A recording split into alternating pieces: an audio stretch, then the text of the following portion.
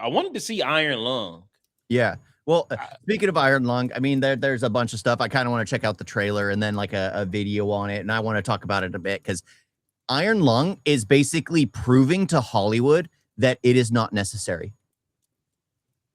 What you mean? Markiplier spent $3 million out of pocket to make this film.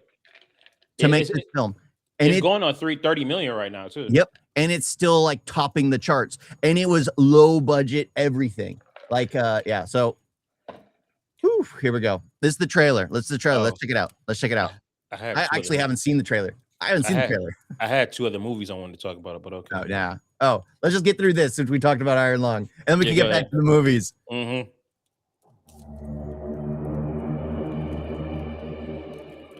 This is not an expedition. Hey, why am I looking the other way? Hey, I can't see shit. It's an execution. Oh, this is it. Yeah, there was nothing moving here. They don't want you to return.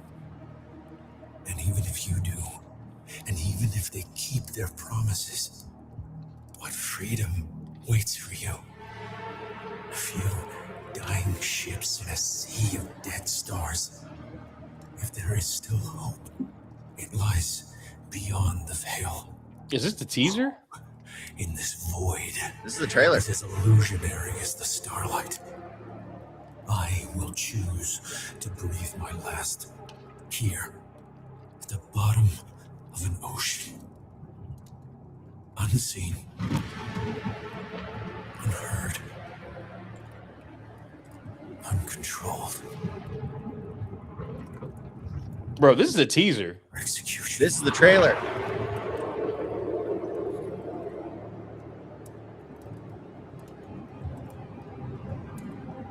I will get my freedom.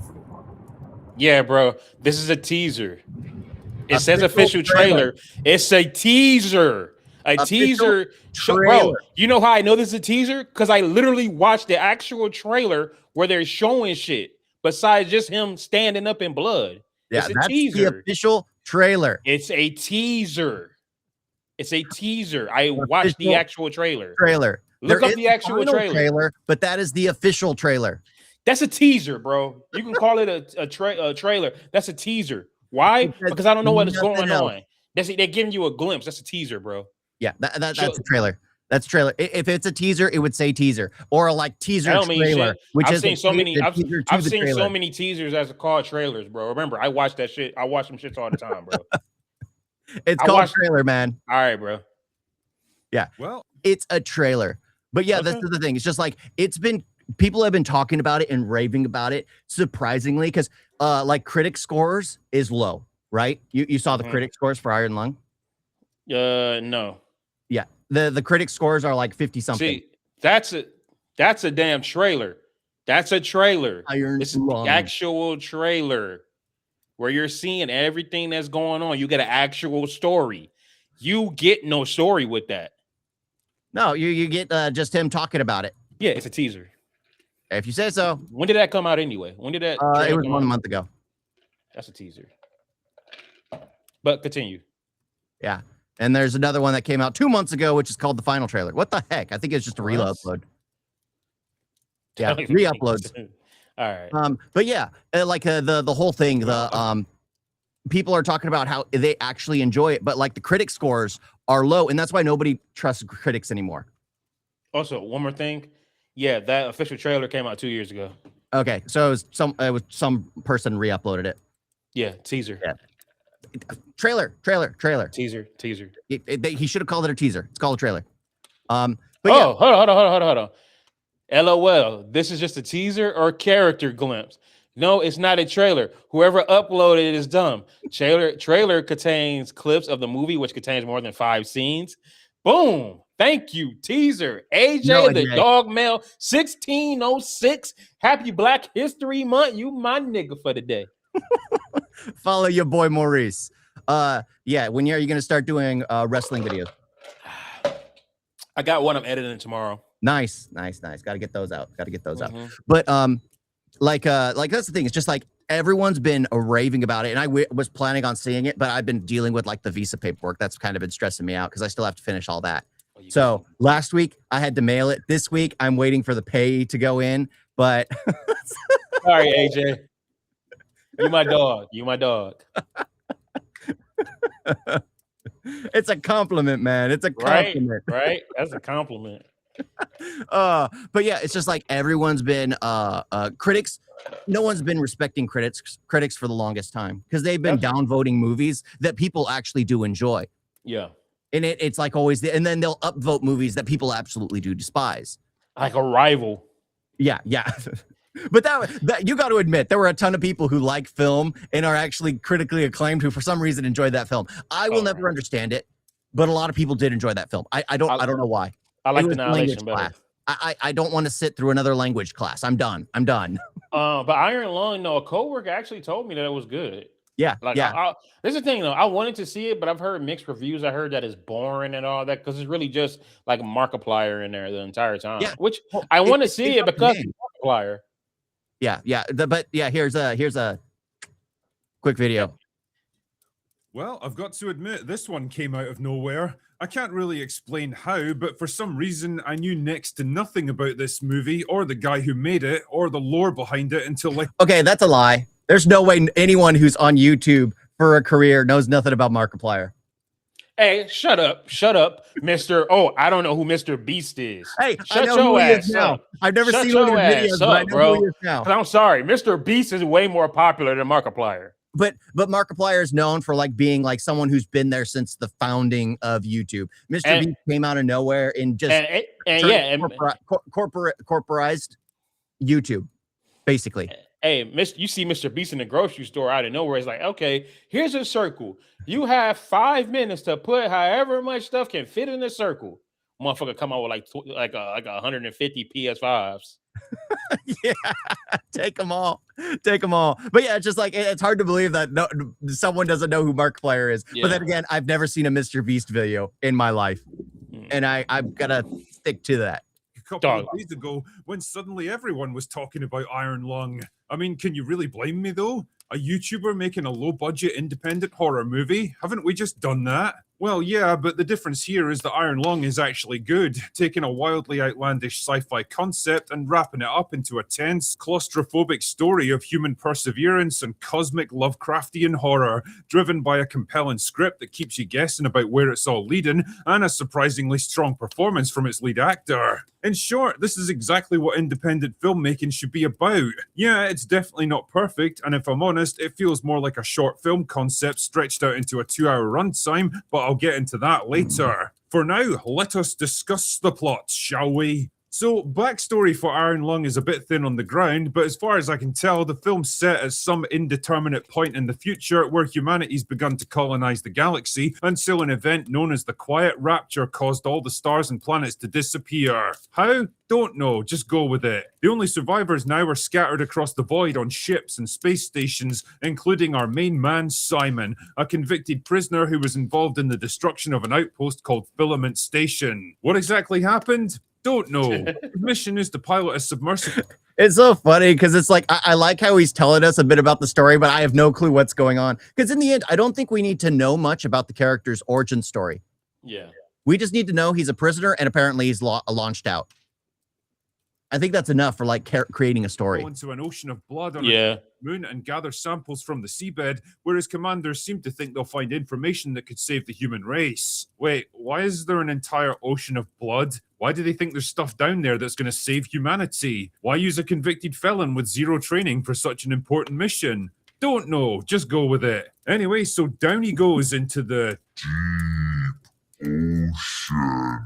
And because you can't really see through blood, he's forced to use an X-ray camera to take quick snapshots of his surroundings. That's all you ever get to see of what's around him, and it's a neat little way of circumventing the film's lack of budget. Anyway, that's when he spots a skeleton lying on the ocean floor, and for some reason, this is super exciting news for everyone involved. I mean, I'm guessing if you're in a literal ocean of blood, it probably means that quite a few things had to die to create it, so there would definitely be skeletons involved, but whatever. His commander wants him to gather more data, NASA, but then he gets attacked by an undersea monster that severs communications and leaves him stranded in some underwater cave system. From there on, he has to figure out a way to escape the labyrinth in a poorly maintained submarine whose systems are starting to fail, while suffering increasingly severe hallucinations and intermittent radio contact with a survivor from a previous expedition. But can he hope to ever make it back to the surface? What's that undersea monster all about? Why is the blood leaking into his submarine? And what is it doing to his body? And is the voice on the radio even real? You know, it's interesting to compare this movie to Shelby Oaks because on the surface, the two films have a lot in common. They're both independent horror movies made by YouTube personalities with roughly comparable budgets, but the difference is the creative philosophy behind them. Whereas Shelby Oaks was basically a patchwork quilt of tried and tested horror tropes wrapped up in a safe, conventional plot that's been done a million times before, Iron Lung is a risky, wildly inventive concept, setting up an interesting and creative premise that allows it to make the most of limited resources and constantly keeping you guessing about where it's all heading. One is an actual creative horror movie willing to take risks made by people with a story to tell. The other feels more like an AI's idea of what a horror movie should be, made out of obligation rather than artistic passion. And well, the results speak for themselves. One practically vanished without a trace, and the other seems to be making waves at the box office. Not to worry though, Chris, I'm sure there's plenty more predatory gambling apps for you to shill. He's out of line, but he's right. The other big surprise for me was Markiplier as lead actor. Well, basically the only actor now that I think about it. I mean, let's be real here. Financing your own movie so that you yourself can star in it is a risky move that could have turned the whole thing into a laughable... Well, that's kind of rude because Markiplier has done acting roles before. Like, you know that, right? Nah. Because he even created like his own, again, it was playful. Like he created his own series on YouTube, which was like, oh, I'm going to do this thing. You click the next thing that's going to happen. I saw that. Yeah. And it was just, that was way too playfully done that it's hard to believe he could do just something serious. But he did do a serious role. I forgot what the TV show was called, but it was in the same kind of genre of horror. But yeah, you have to go against the mold if you want to break out, because you can't just do the common tropes that everyone always does. I mean, They get so played out. Like every time you watch Warren family, they're all the same. They're all exactly the same. The Conjuring, Insidious, yeah. Yeah, those are all the same. And it's but when you have something finally completely different, it really does shake it up. It really does shake it up. Just like how Saw, the first one is absolutely phenomenal. The second one builds on it, and then it kind of just runs away with it. It doesn't know where it's going because you got to push it further. You really have to. Vanity projects. YouTubers aren't exactly known for their dramatic acting range, especially if they have to carry an entire movie. Dude, you're muted. I don't think you're talking to me, man. You're muted.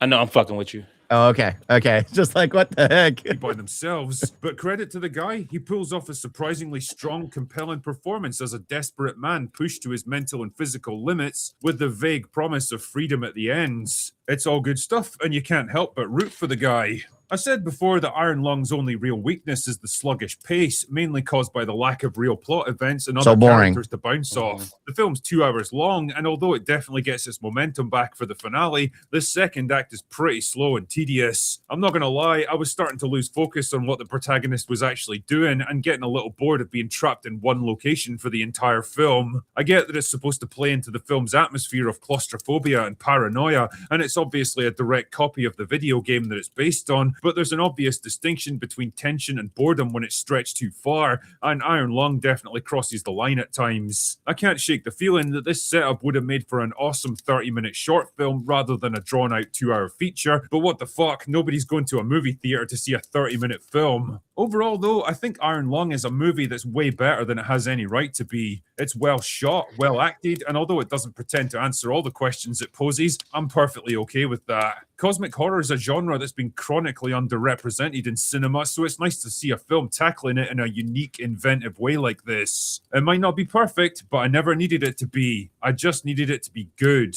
And it is. So well done, Markiplier. You took a gamble and it paid off. Oh wait, maybe I shouldn't mention gambling. Oh. Anyway, that's all I've got for today. Go away now. In other words, I'm not seeing it. You're not gonna see it. I'm gonna check it out. I'll wait for it to come on streaming. Yeah, because I do enjoy those types of slow paced. Again, I guess the equivalent to it that I saw last year would be the first film I saw last year was The Damned.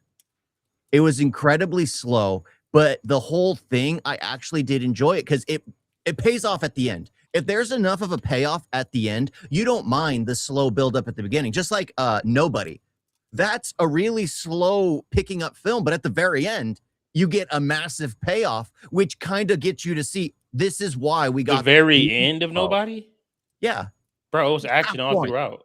Yeah, not even a half. I saw like maybe the first maybe 15, 20 minutes. Yes, he beats somebody up, but then it slows down once again. I thought it was action back throughout. Just once they start coming through, yeah, hell no, that was. When was the last time you saw it? Shit, I don't know, a while ago. Yeah, give it another watch and think if you feel it the same way, because it's always sometimes on rewatch. Sometimes things go faster than the first time you watch it, or they slow down when you rewatch it. See, I liked us, watching him go day by day and just seeing how boring his life is. I enjoyed all of that, so I didn't find it boring or slow. It adds to the whole film. It's the point of the thing. It adds to it, and just like with But when a movie is fucking slow for Act 1 and 2, and then picks up for 3, no, they were saying Act 1 was quick. It was Act 3, which was quick. Act 2 was dead slow. Because the first act, I guess, is where he is convicted and sent off in a spaceship, and you're figuring all that out. Act 2, he's in the spaceship. Act 3 is when he's trying to escape. So there's nothing happening in Act 2. So it's quick for probably 15 to 20 minutes, slows down for an hour and a half, and then picks up again for 15 to 20 minutes. Yeah. That's just how it works. That's the style. Like, it's nice seeing YouTubers create something for themselves, proving that they can, and you don't need Hollywood to get your name out there. Yeah. Because everyone can now get a good camera for themselves. It's really just the audio, the lighting, and having a decent enough camera to get the whole thing out. Hey, cool. To get the whole thing out. Yeah. That's all that's really important. You need to have the plan in mind. But if you don't have that plan in mind, you're really not going to execute anything. Really not. True. Yeah, because that's the thing. It's like, I'd love to start doing my own thing, right? Wouldn't you? No, you're planning to, right? Eventually, yeah. Yeah, so that's the thing. It's just like, it's always nice to give support to where you see it, because I know the person who just reviewed this, the Critical Drinker, he's in the middle of making his own show. Okay, see? Yeah, everybody trying to do something. Yeah, because he's a book writer. He's written like a 9-10 book series, and he's turning one of those into like a movie or a show. But also, you don't want to shit on your peers, though. Like, don't sit there. Oh, Markiplier can't act. He fucking sucks. This, that, and that. And this. Oh, Chris Stuckerman. Yeah, you suck. You shouldn't do that again. Guess what? Who knows? You might need their help. They might be backing one of your stuff. So it's kind of like it's like this is the thing. We're always gonna. Everybody's a critic. I hate when people start saying like, "Oh, you're being a critic again." It's like, bro, everybody's a critic. You go see a movie and you say it sucked. You critiqued it. But at the same time, if you want to be in this industry, you can still critique. I would still critique the shit out of Quentin Tarantino, Leonardo DiCaprio, but I'm not going to dog them or anything to sit there, because you still want to work with them.